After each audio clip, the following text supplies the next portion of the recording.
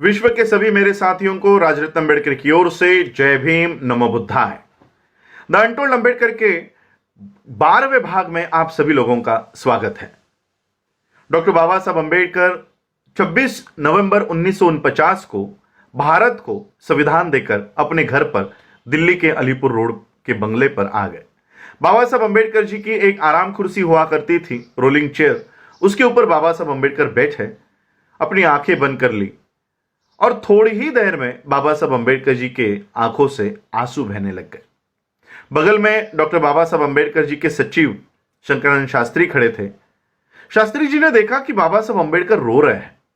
अब बाबा साहब को कैसे उठाऊं और कैसे पूछूं कि आप क्यों रो रहे हो। शंकरानंद शास्त्री जी ने एक युक्ति की। बाबा साहब अम्बेडकर जी के पैरों के यहां बैठे और पैर दबाते दबाते बाबा साहब से सवाल किया, बाबा साहब, अभी आप इस देश को एक अच्छा संविधान देकर आए हो, एक अच्छी व्यवस्था देकर आए हो, किस बात का दुख है आपको, आप क्यों रो रहे हो। बाबा साहब ने आंखें खोली और शास्त्री से कहा कि शास्त्री, मैं मेरे जीवन के सफर को याद कर रहा था और इस सफर को याद करते करते मुझे मेरा बच्चा याद आ गया, मेरा बेटा, मेरा सबसे प्यारा बेटा राजरत्न मुझे याद आ गया। 2.5 साल की उम्र में इसे डबल निमोनिया हो गया था। उस समय डॉक्टर बाबा साहब अम्बेडकर जी की आर्थिक हालात कुछ अच्छी नहीं थी। बाबा साहब अम्बेडकर उस समय वकीली किया करते थे और ऐसे हालातों में बाबा साहब अम्बेडकर जी का यह बेटा, इसे डबल निमोनिया हो गया था। जुलाई 1926 में इसे डबल निमोनिया हो गया था और बाबा साहब अम्बेडकर हाईकोर्ट में, बॉम्बे हाईकोर्ट में एक केस के संदर्भ में गए थे। माता रमाई ने देखा कि राजरत्न का बुखार बढ़ते जा रहा है। माता रमाई ने बाबा साहब के कार्यकर्ता से कहा कि बाबा साहब जहां कहीं पर भी हो, उन्हें तुरंत घर लेकर आओ। यह कार्यकर्ता हाईकोर्ट पहुंचा और हाईकोर्ट पहुंचने पर बाबा साहब को संदेशा दिया कि बाबा साहब, आपको तुरंत घर बुलाया है।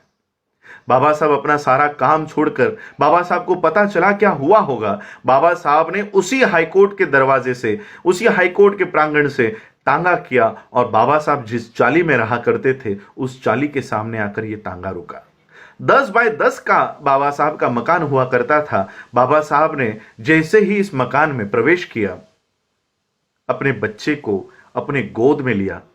गोद में बाबा साहब अम्बेडकर इस राजरत्न को लेकर उसको खिला रहे थे और बाबा साहब अम्बेडकर जी की ही गोद में इस राजरत्न ने प्राण त्याग कर दिया। उस समय बाबा साहब इतना फूट फूट कर रो रहे थे।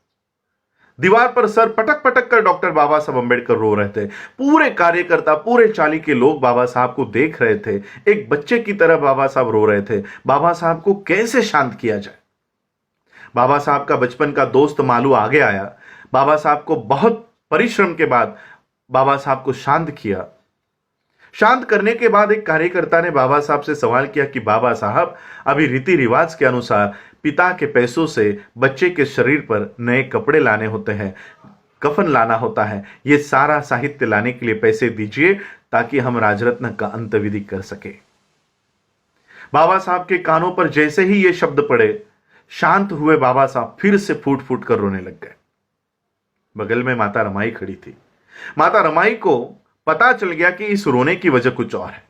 माता रमाई को पता चला कि बाबा साहब अम्बेडकर की जेब में नए कपड़े छोड़ो, कफन लाने तक के पैसे बाबा साहब के पास नहीं है। माता रमाई ने बदन पर की साड़ी फाड़ी और उस राजरत्न के शरीर पर कफन के तौर पर डाली। यह बात डॉक्टर बाबा साहब अम्बेडकर जी को 26 नवंबर 1949 को भारत को संविधान देने के बाद याद आ गई। बाबा साहब शास्त्री से कहते कि शास्त्री एक समय था कि मेरा बेटा, मेरा बच्चा राजरत्न इस जहां से जाते समय मैं उसके शरीर पर कफन तक डाल नहीं सका।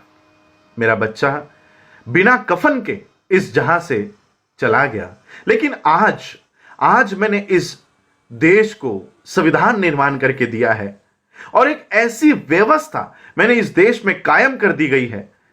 इस देश में ऐसी व्यवस्था मैंने कायम कर दी है कि मेरा आने वाला हर एक राजरत्न, चाहे वो हिंदुओं का हो, चाहे वो मुस्लिम हो, चाहे वो क्रिश्चियन हो, चाहे वो जैन हो, चाहे वो बौद्ध हो, इस देश में पैदा होने वाला हर एक राजरत्न ये सूट बूट टाई कोट में जन्म लेगा, ऐसी व्यवस्था मैंने इस देश को दे दी है। और बाबा साहब ने ये बात 26 नवंबर 1949 को संविधान देने के बाद कही। और बाबा साहब का संविधान इस देश में सभी लोगों को, सभी वर्ग के लोगों को, सभी जाति, सभी धर्म के लोगों को अपनी प्रगति करने का एक मौका देती है और सूट बूट टाई कोट में लाने की व्यवस्था करती है।